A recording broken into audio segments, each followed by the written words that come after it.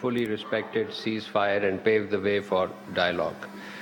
Amid the prevailing tensions and hostilities, Pakistan reiterates that dialogue and diplomacy remains the only viable path forward. We welcome all efforts aimed at sustaining cessation of hostilities and resumption of dialogue between Iran and the United States. Pakistan is engaged and will continue to play its role in this regard. Let me add that the negotiations between the parties are ongoing to normalize the situation, particularly the situation in the Strait of Hormuz, and as well to de-escalate. We are doing utmost to bring the parties back to the Islamabad MOU so that all irritants can be removed in the light of the spirit of the Islamabad MOU and the Pakistan-Qatar joint statement of 22nd June.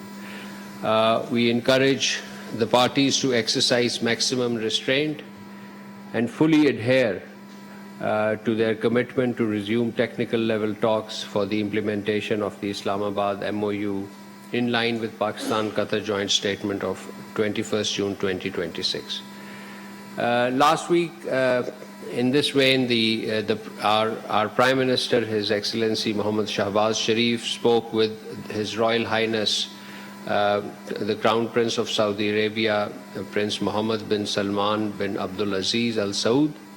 During the call, both the distinguished leaders agreed to continue working very closely to maintain regional peace, stability, and the uninterrupted flow of lawful maritime commerce through the Red Sea as well as the Strait of Hormuz in this wider region.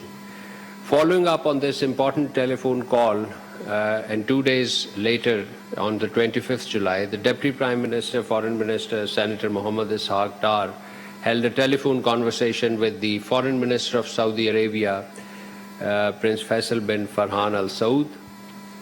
They discussed the latest regional developments, reaffirmed the close and brotherly ties between Pakistan and Saudi Arabia, and underscored the importance of continued diplomacy and constructive engagement for regional peace and stability. On 28th June 2026, the Deputy Prime Minister, Foreign Minister, held a telephone conversation with the Jordanian Deputy Prime Minister, Foreign Minister, Mr. Ayman Al-Safadi.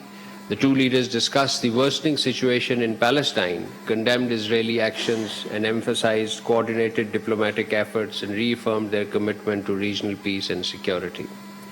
And yesterday, ladies and gentlemen, you all covered the visit of the Foreign Minister of the State of Kuwait, His Excellency Sheikh Jarrah Jaber Al Ahmed Al Sabah. He was in Islamabad for an official visit at the invitation of our Deputy Prime Minister, Foreign Minister. This was an important visit, both in regional context as well as in bilateral terms.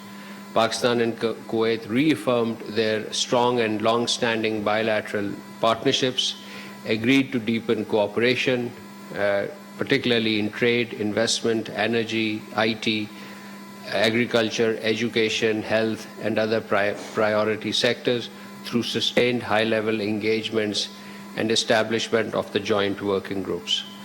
The Deputy Prime Minister and Foreign Minister welcomed Kuwait's ratification of Pakistan-Kuwait Defense Cooperation Agreement, describing it as a significant step towards strengthening institutional defense ties and collaboration between the two countries. The two sides also exchanged views on regional and national developments and pledged to continue coordination at multilateral forum and reaffirmed our shared commitment to further advance this important fraternal relationship. Ladies and gentlemen, last Friday, the Deputy Prime Minister, Foreign Minister participated in the Shanghai Cooperation Organization Council for Foreign Ministers meeting in Kyrgyz Republic. He reaffirmed Pakistan's commitment to the SCO Charter, regional connectivity, peace, China-Pakistan Economic Corridor, as well as the China's flagship Belt and Road Initiative, while and also invited the SCO delegations to the Commonwealth Heads of State Summit that is to be held in Pakistan in 2027. On the sidelines, the Deputy Prime Minister and Foreign Minister met the Foreign Minister of Kyrgyzstan, China, Iran, Kazakhstan, Belarus, Tajikistan, and he also called on the President of the Kyrgyz Republic, the host of this event.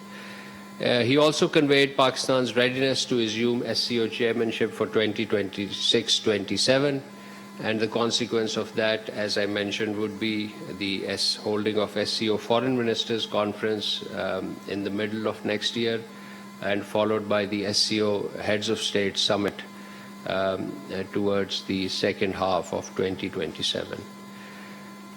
Ladies and gentlemen, Deputy Prime Minister, Foreign Minister also met 2 days ago with the U.S. congressional delegation. It is a 33-member delegation from corporate U.S., the business delegation. This was on the 28th of July.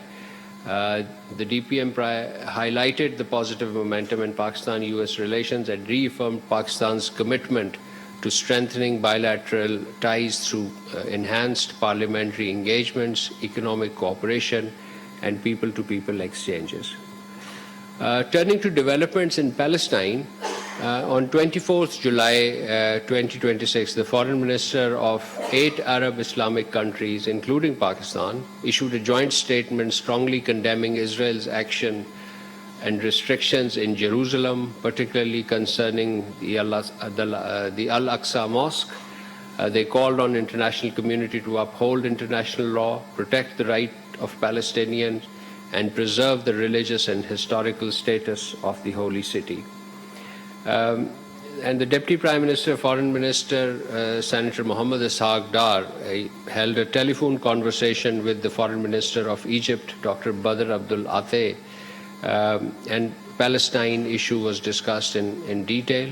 The two foreign ministers expressed grave concerns on the situation in Palestine, calling for an immediate end to hostilities, unhindered humanitarian assistance, and respect for. Subscribe करें और bell दबाएं ताकि कोई खबर रह न जाए।